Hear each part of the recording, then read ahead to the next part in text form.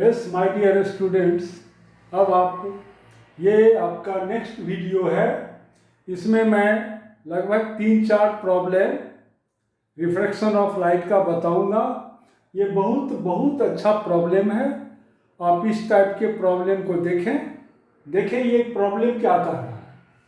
यह कहता है कि यह एक कनकेव मिरर है जिसका रेडियस ऑफ कर्वेचर है 10 सेंटीमीटर।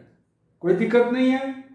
जस्ट इसके आगे में एक 3 सेंटीमीटर थिकनेस का एक ये ग्लास स्लैब है जिसका रिफ्लेक्टिव इंडेक्स है 1.5। ये मिरर के बहुत नज़दीक में रखा हुआ है। इसके बाद एक ये पॉइंट ऑब्जेक्ट है वो। अब कहता है कि आप ये बताइए है 21 सेंटीमीटर पर, यानी मिरर के पोल से इस पॉइंट ऑब्जेक्ट का डिस्टेंस कितना है? 21 सेंटीमीटर है।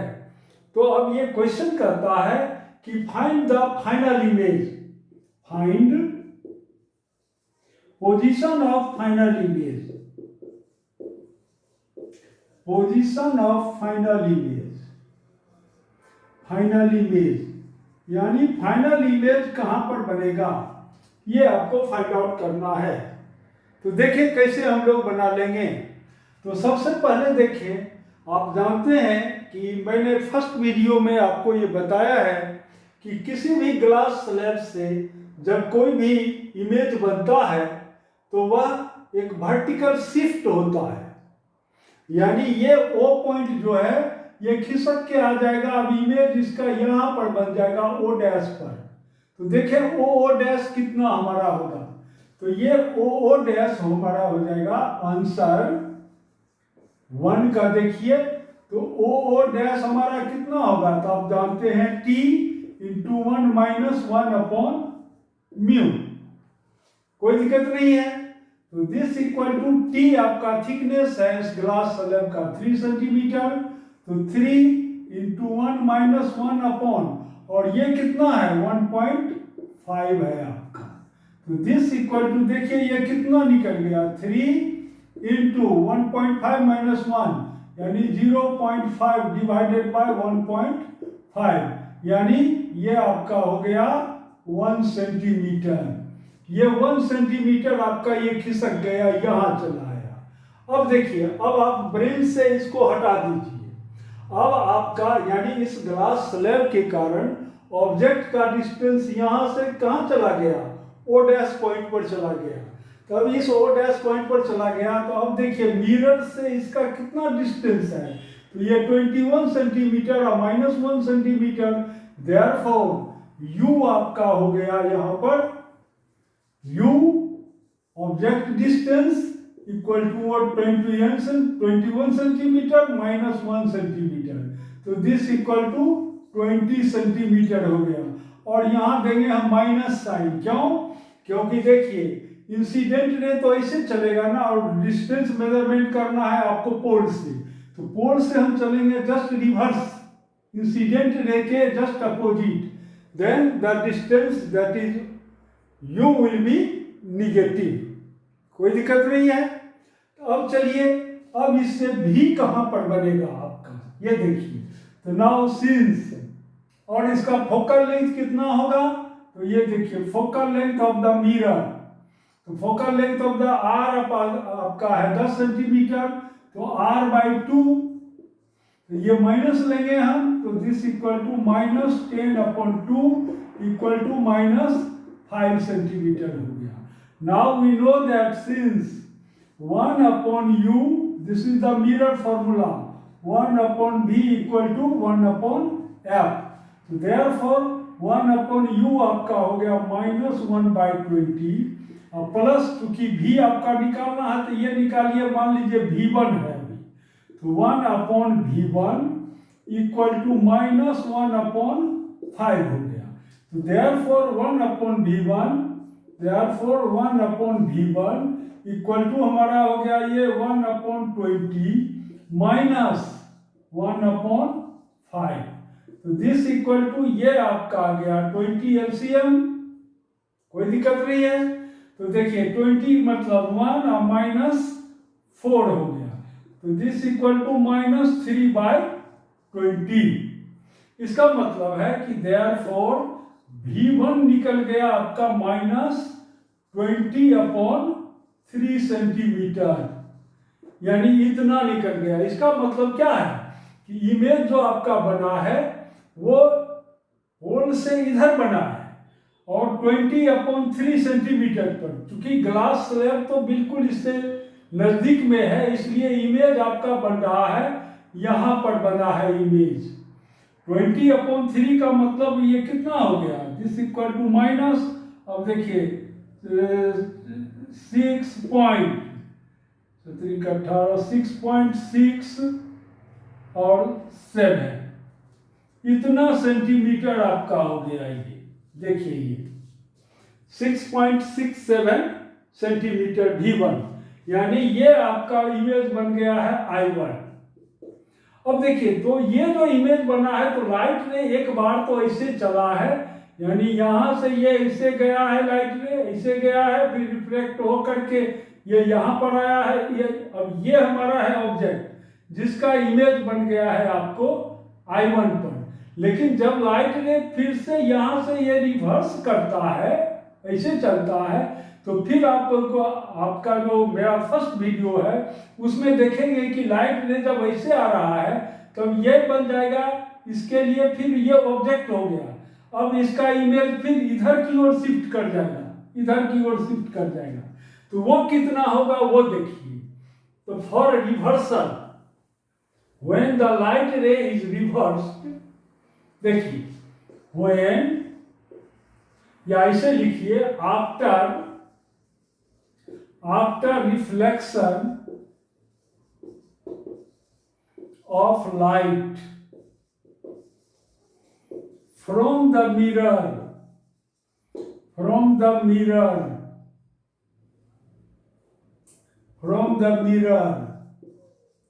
again vertical shift occurs। तो ये कितना होगा, मान लीजिए कि I अब हमारा यहां बन गया, अब इस O को हटा दीजिए, अब ये हमारा हो गया है ऑब्जेक्ट और ये हमारा हो गया फाइनल इमेज पोजीशन I, यानी I डैश कितना होगा, तो here I dash equal to again T into 1 - 1 by mu, तो दिस इक्वल टू अगेन आपका हो गया 3 इंटू 1 - 1.5, तो ये अगेन आ गया 1 सेंटीमीटर, तो इसमें 1 सेंटीमीटर आप ऐड कर दीजिए। तो therefore the final position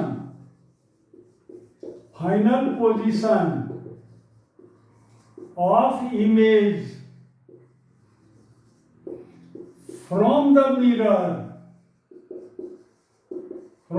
mirror this equal to ये इतना, यानी दिस इज योर, ऐसे लिखिए आप मॉड में लिखिए कि 6.67 और प्लस 1 सेंटीमीटर, ये 1 सेंटीमीटर, तो ये आपका हो गया 7.67 सेंटीमीटर, यानी यहां पर बन रहा है आपका फाइनल इमेज। यानी ये जो डिस्टेंस आपका हो गया है ये हो जाएगा 7.67 सेंटीमीटर पर आपका फाइनल इमेज बना।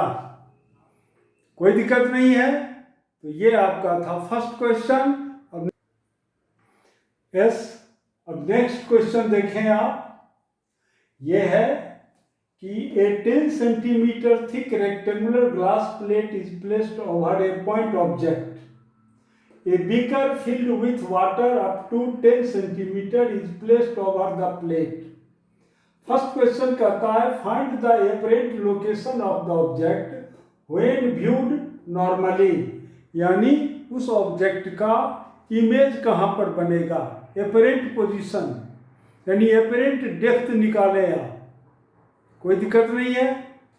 नेक्स्ट दूसरा क्वेश्चन है on moving the eye slowly from the normal the object disappears at a certain position of eye, explain। अब इस फेनोमेना को भी आप एक्सप्लेन करना है। फर्स्ट क्वेश्चन तो बहुत आंसर बहुत इजी है, यानी find the apparent location of the object when viewed normally. ये देखें, पहले हम लोग रे डायग्राम बनाएंगे और एपरेटस कैसे ये बनेगा ये देखिए। यह कहता है कि ये मेरा कोई एक ग्लास स्लैब है, ये है एक glass slab, this is a glass slab है।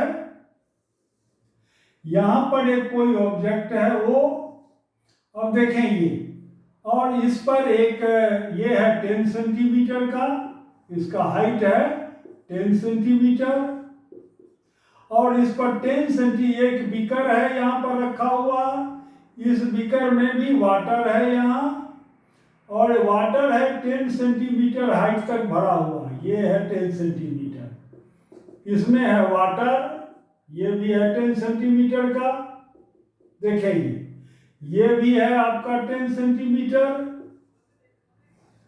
अब कहता है कि यह ऑब्जेक्ट अगर आंख हो जस्ट यहाँ पर नॉर्मल इंसिडेंस कर रहा है, ये नॉर्मल इंसिडेंस का मतलब है कि ये इससे एक लाइट रे इससे गया, सॉरी थोड़ा ये आपका अच्छा नहीं बन रहा है, ये बना देते हैं। देखिए ये आपका इससे है, ये इससे है, देखें ये, तो ये है नॉर्मल इंसिडेंस, यानी आंख है आपका यहां पर, जस्ट आंख है यहां पर, this is your I, normal incidence है। तो इसका फाइनल इमेज कहां बनेगा? तो आप जानते हैं कि सिंस वर्टिकल शिफ्ट, यानी फाइनल इमेज कहां बनेगा?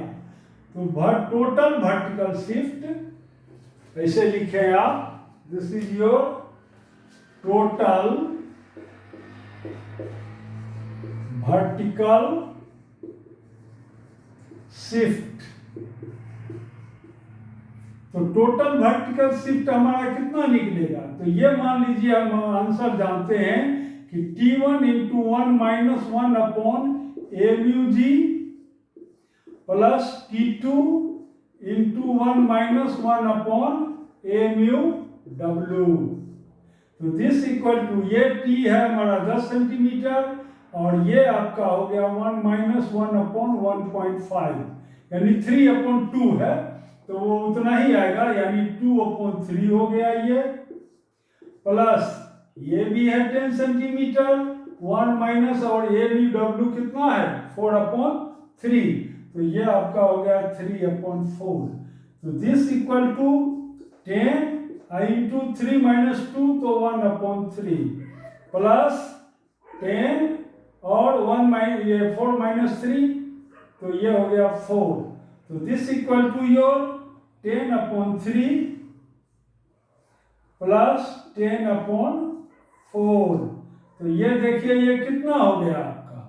तो ये आपका हो गया 12, तो ये हो गया 40 plus 30, this equal to 70 upon 12, यानी टोटल शिफ्ट आपका हो गया। मान लीजिए कि ये इमेज आ गया है यहाँ पर ये आ गया, तो टोटल शिफ्ट मेरा ये बना इतना, यानी 70 अपॉन 12 सेंटीमीटर।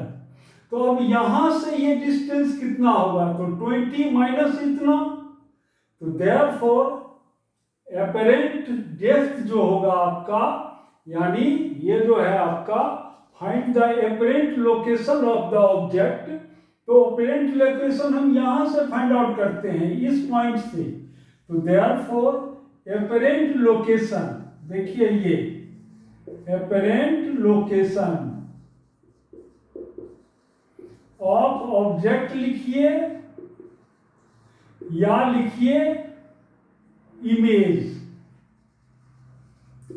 यानी ये, तो this is your 20 centimetre minus 70 by 12, this equal to ये कितना हो गया? ये 240 माइनस 70 अपॉन 12, तो ये आपका हो गया इतना, यानी 0 में से 0 गया 0, ये हो गया आपको 7, ये 1 डिवाइडेड बाय 12। अब इसको सॉल्व कर लीजिए आप, तो देखिए ये कितना आता है आपको।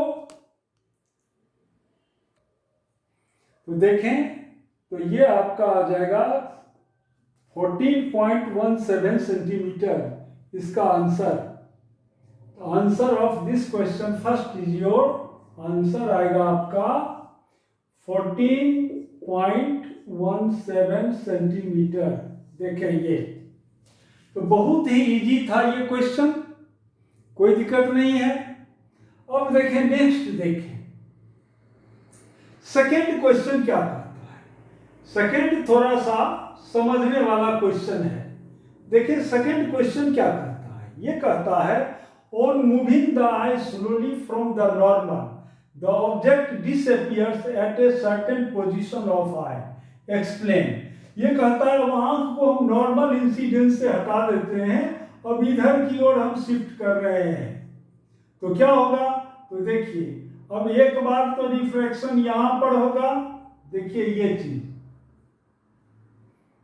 इस चीज को समझे आप। तो एक बार रिफ्रैक्शन आपको यहां पर हो रहा है, ये देखिए लाइट रे से चला, अब ये है आपका वाटर, तो इसलिए थोड़ा सा ये इस एंगल से थोड़ा दूर भागेगा, ये ऐसे जाएगा, इसका इमेज बनेगा यहां पर, क्लियर। फिर ये मान लीजिए फिर ये ऐसे फिर ये डेविएट किया तो अब इमेज बनेगा यहाँ पर। तो ये कहता है क्या कि ये बताइए आप कि किस पॉइंट पर, यानी यहाँ पर आपको क्रिटिकल एंगल फाइंड आउट करना है, यहाँ पर क्रिटिकल एंगल फाइंड आउट करना है। अब दोनों में देखना है कि कौन क्रिटिकल एंगल बड़ा है और कौन छोटा है, यानी किस पॉइंट पर हम आंख को रखें कि वह इमेज जो है सो डिसअपियर हो जाए, यानी ऑब्जेक्ट को हम नहीं देख पाए। तो देखिए पहले ए पॉइंट है ये मान लीजिए बी पॉइंट है। ए पॉइंट और बी पॉइंट के लिए आप critical angle value find out करें, देखिए कितना होगा। मान लेते हैं कि यहाँ का क्रिटिकल एंगल है C1, तो therefore sign C1 equal to क्या होगा 1/AμW, AμG, तो ये आपका हो गया 2/3, कोई दिक्कत नहीं है। तो दिस इक्वल टू ये आपका हो गया 0.667, ऐसे आएगा, ये इतना आ गया। तो देयरफॉर C1 इक्वल टू आपका हो गया साइन इनवर्स 0.667, इतना आ गया। यहाँ का क्रिटिकल एंगल आपको इतना आ गया। अब देखिए यहाँ का क्रिटिकल एंगल कितना होगा तब ना डिसअपियर होगा, यानी ये लाइट रे इधर जाए ही नहीं, जस्ट ये ऐसे हो जाए। तो देखिए दूसरे पॉइंट के लिए एट पॉइंट बी, यानी C1 वैल्यू आपको निकल गया, यहाँ का C1 वैल्यू आपका आ गया, this C1 equal to sine inverse 0.667। अब देखिए यहाँ के लिए क्या होगा, तो अब फिर आप जानते हैं कि सिंस साइन C2, मान लेते हैं कि यहाँ का क्रिटिकल एंगल होगा C2, तो now sine C2 equal to 1/AμW हो गया आपका। तो दिस इक्वल टू, और AμW इक्वल टू क्या है 4/3, तो ये आपका हो गया 3/4। अब इसका वैल्यू आप निकालें तो ये कितना आ जाएगा 0. देखिए तो 7 चौक 28 7, अब फिर आपको आ गया 2 तो 0.5, इतना आ गया। तो देखें ये आपको क्या कहता है। अब देखिए तो देयरफॉर C2 इक्वल टू आपका हो गया है, ये देखिए C2 इक्वल टू है 0. ये साइन इनवर्स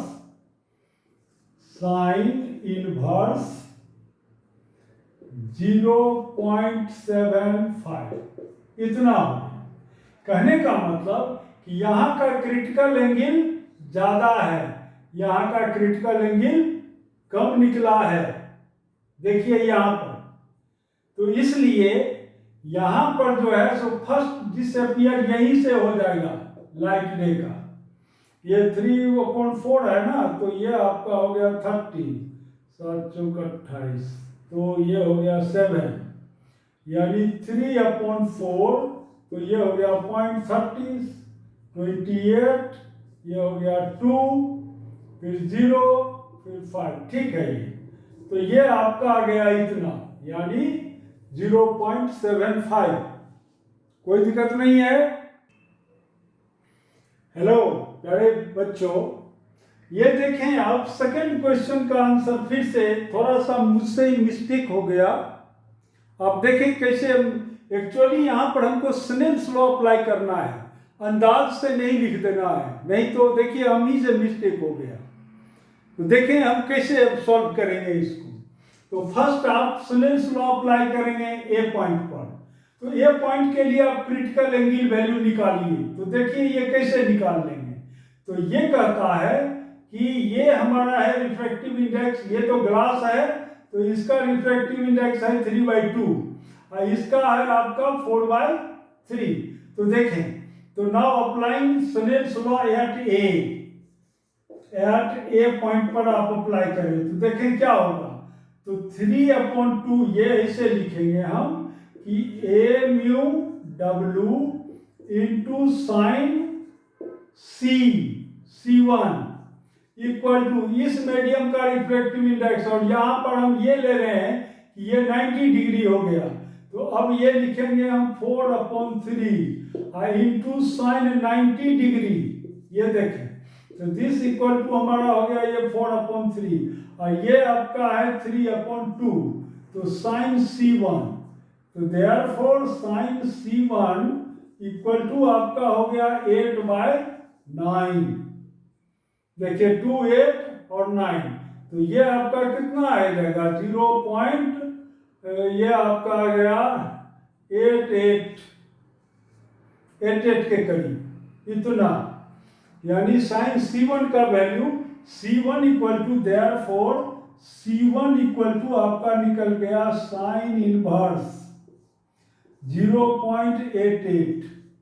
देखिए इस पॉइंट का। अब फिर बी पॉइंट का आप अप्लाई कीजिए। तो देखिए हम यहां पर इसको अलग से लिख दे रहे हैं।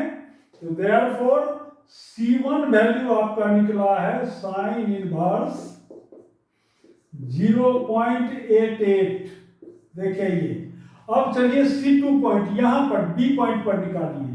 तो एट बी पॉइंट देखिए अब क्या होगा।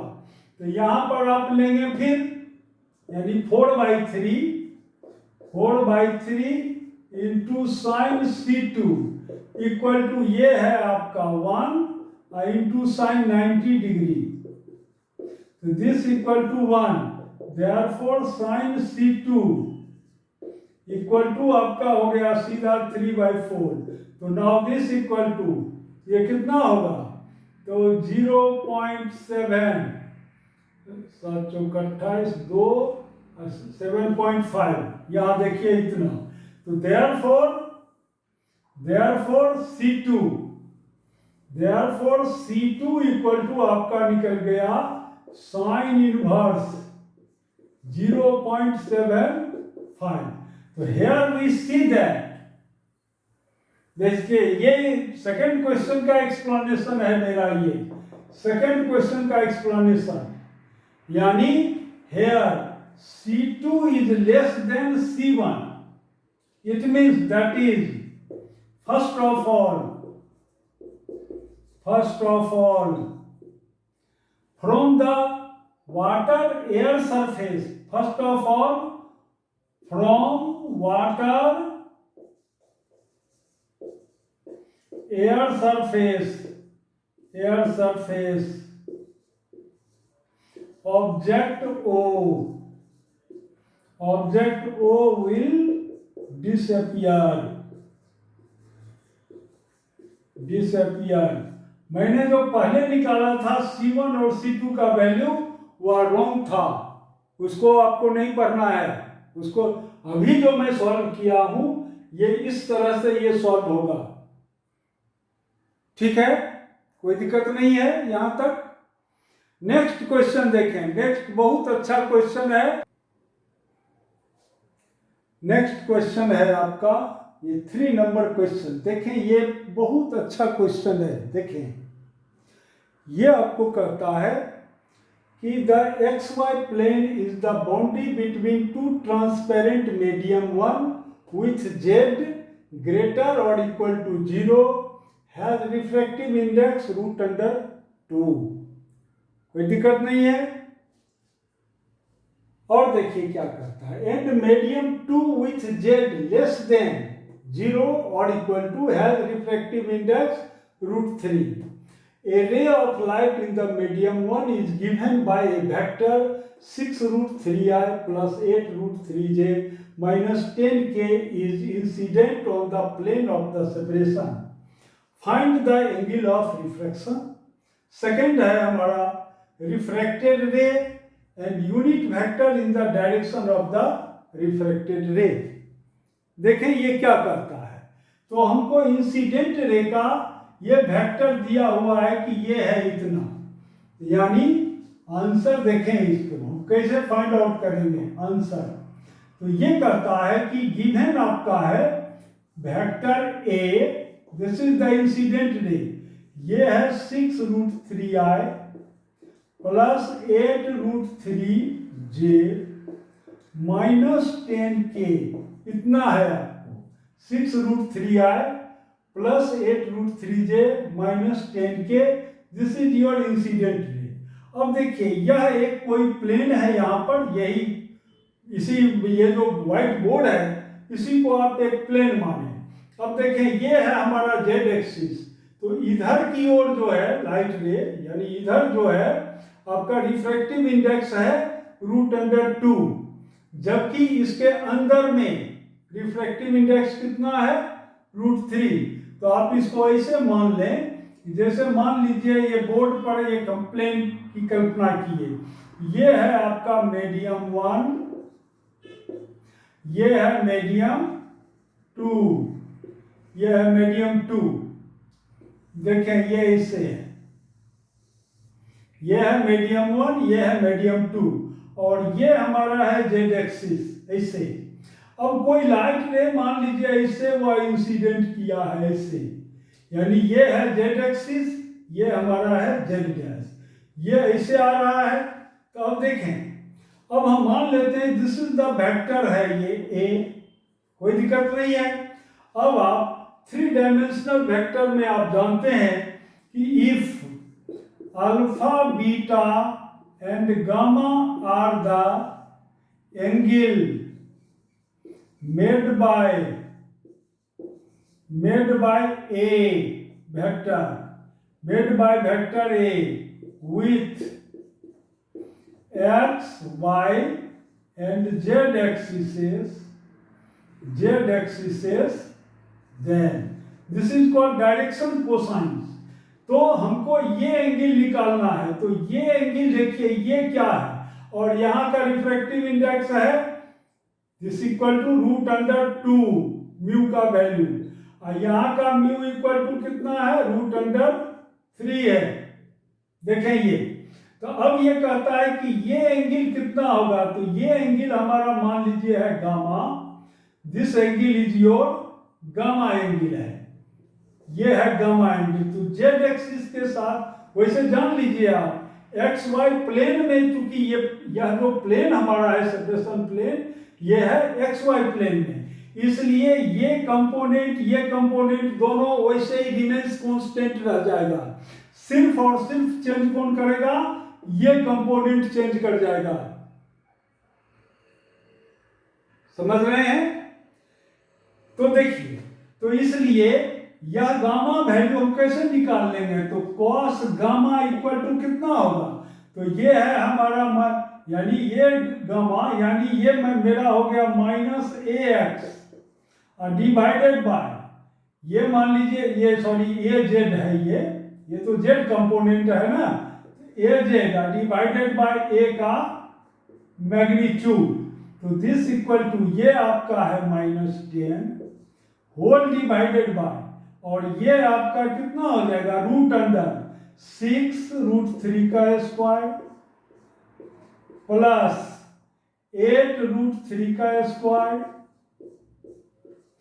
प्लस देखिए ये प्लस इसको ऐसे ले आप, अब प्लस आपका हो गया ये इसका स्क्वायर और प्लस ये 10 का स्क्वायर, तो दिस इक्वल टू ये हमारा हो गया है -10। इसको जब आप सॉल्व करेंगे तो ये आपका आएगा रूट अंडर 400, तो this equal to your -10 divided by 20, this equal to 0 0 cancel, this equal to -1/2, तो cos गामा का वैल्यू क्या हो गया -1/2, it means this is your cos 120 degree. तो देयरफॉर गामा आपका निकल गया, ये निगेटिव डायरेक्शन में है इसलिए ये माइनस आया है, देखिए ये, तो गामा वैल्यू हमको निकल गया है cos, यानी गामा इक्वल टू 120 डिग्री, देखें यहाँ पर, तो देयरफॉर गामा इक्वल टू आपका निकल गया 120 डिग्री। तो इसका मतलब ये एंगल आई कितना होगा, तो 180 - 120,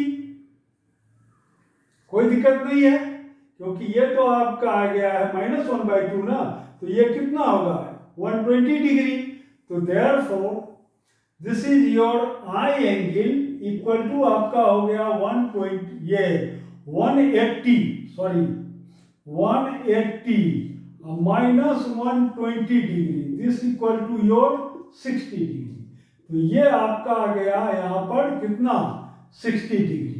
अब देखिए एंगल ऑफ रिफ्रैक्शन कितना होगा, तो ये एंगल ऑफ रिफ्रैक्शन ये तो ऐसे आएगा, तो दिस इज योर आर, क्योंकि ये है डेंसर मीडियम, ये है रेयर, क्योंकि इसका ऊपर वाले का रिफ्रैक्टिव इंडेक्स ओनली है √2 और इसका रिफ्रैक्टिव इंडेक्स है नीचे का मीडियम का है √3, तो दिस इज द डेंसर, तो देयरफॉर अब देखिए आई मेरा निकल गया है 60 डिग्री। तो अब चलिए स्नेल्स लॉ यहां पर अप्लाई कर दीजिए। Now according to Snell's law, according to Snell's law, अब ये कितना होगा according to Snell's law, at the point, मान लीजिए ये पॉइंट बी है या कोई भी पॉइंट ले लीजिए आप, this is the O point, Snell's law at O point पर अप्लाई कीजिए, तो देखिए ये कितना होगा, तो √2 into sin 60 equal to √3 into sin r, तो देयरफॉर अब देखिए √2 sin 60 equal to √3/2 equal to √3 sin r, √3 cancel, therefore sin r equal to हो गया आपका 1/√2, देयरफॉर sin r का वैल्यू आपका आ गया 1/√2, means this equal to sin 45 degree, तो देयरफॉर ये आपका है 45 डिग्री, देयरफॉर फर्स्ट का आंसर हो गया आपको angle r, angle of refraction are equal to कितना आ गया 45 डिग्री। देखिए तो फर्स्ट क्वेश्चन का आंसर आपको फाइंड आउट हो गया,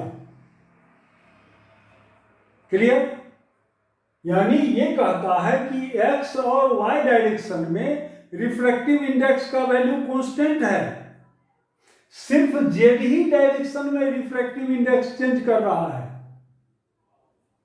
इसलिए हमने यहां पर ये जो डायरेक्शन कोसाइन का जो फॉर्मूला से जो i वैल्यू निकाले ओनली z डायरेक्शन में, कोई दिक्कत नहीं है। अब चलिए, अब आपको निकालना है रिफ्रैक्टेड रे का वैल्यू कितना होगा, तो ये देखिए कितना होगा, तो यहां पर हम लोग ऐसे समझेंगे कि let the vector of refracted ray, question 2 का answer, vector of refracted raise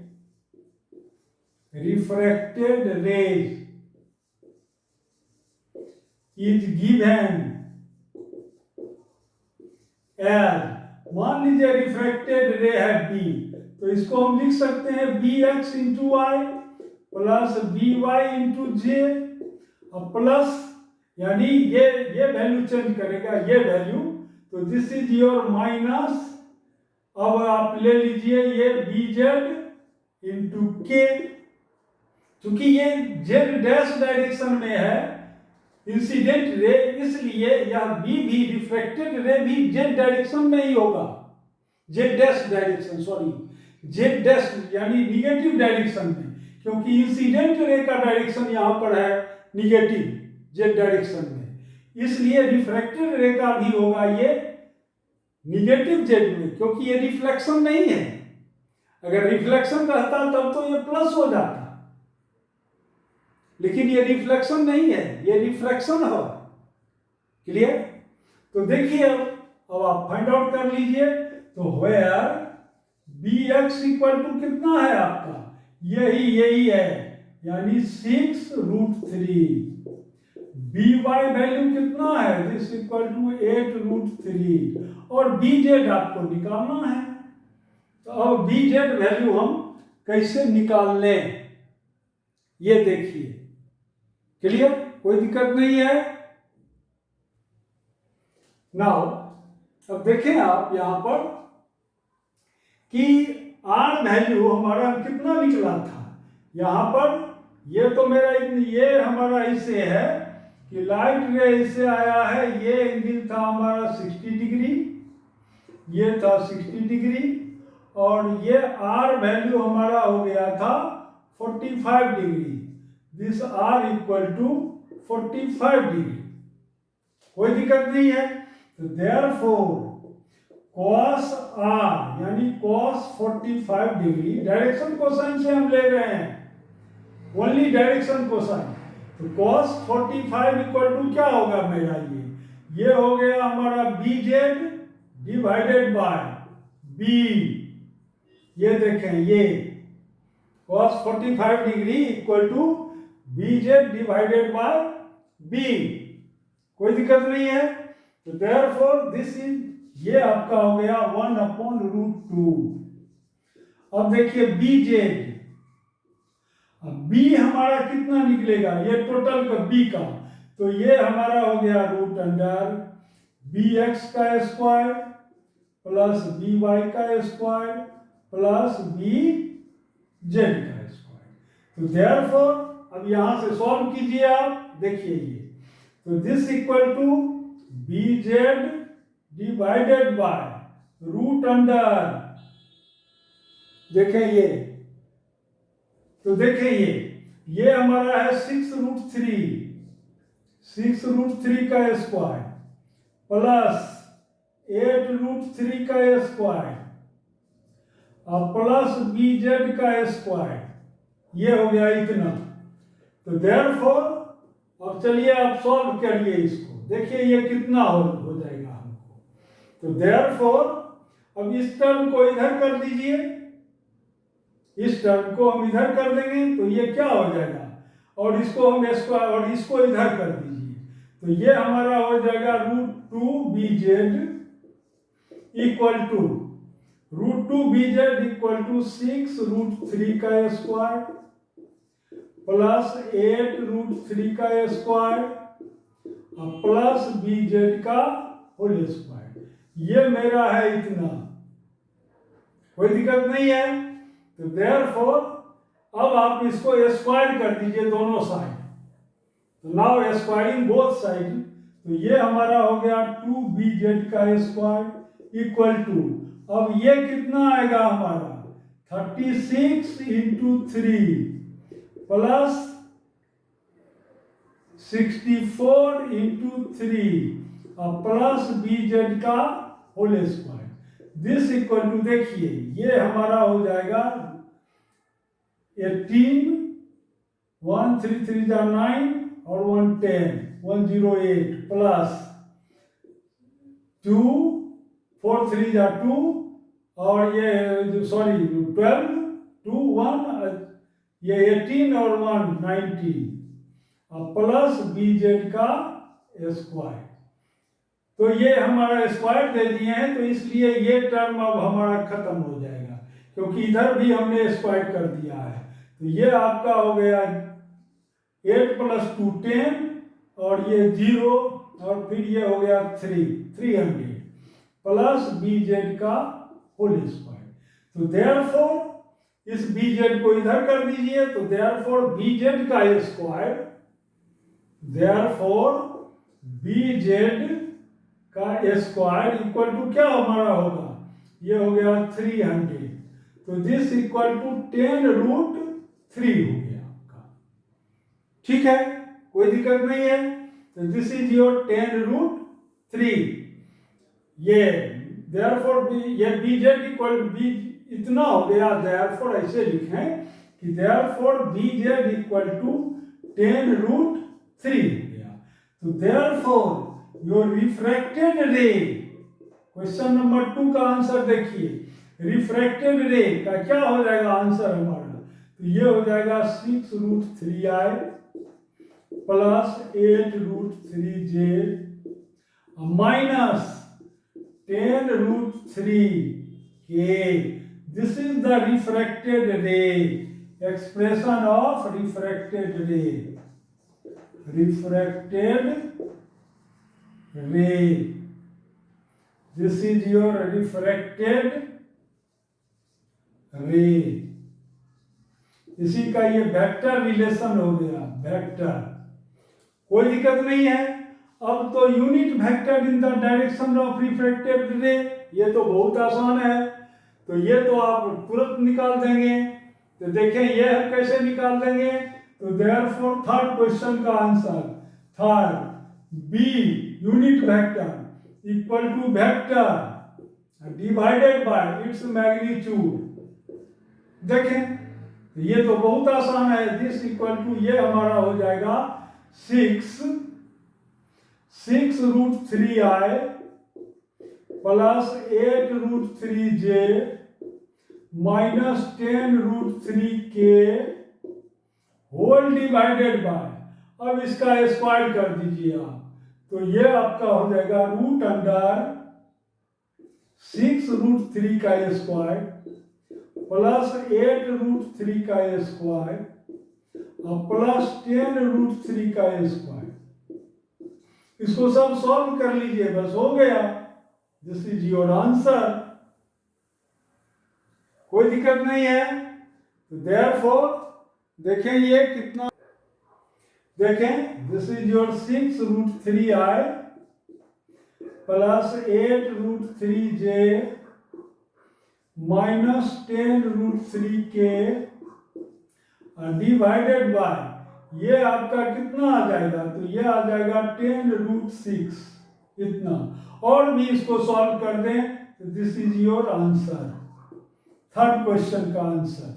तो ये था आपका most important 3 questions regarding refraction of light. आप कम से कम इतना पर तो प्रैक्टिस अवश्य करें और खूब प्रैक्टिस करें, और भी न्यूमेरिकल सब देखें। अब मेरा नेक्स्ट वीडियो जो है वह आएगा आपको refraction through curved surface. Curved surface का तो मैंने बता दिया है क्वेश्चन, मैंने थ्योरी बताया है। अब मैं चाहता हूं कि आपको लेंस मेकर्स फॉर्मूला बताऊं। तो नेक्स्ट वीडियो आपका आएगा लेंस मेकर्स फॉर्मूला। और आप वीडियो को लाइक करें, सब्सक्राइब करें, जिससे क्या मैं जो भी वीडियो बनाता हूं वो सबसे पहले आपके ही पास पहुंच जाए।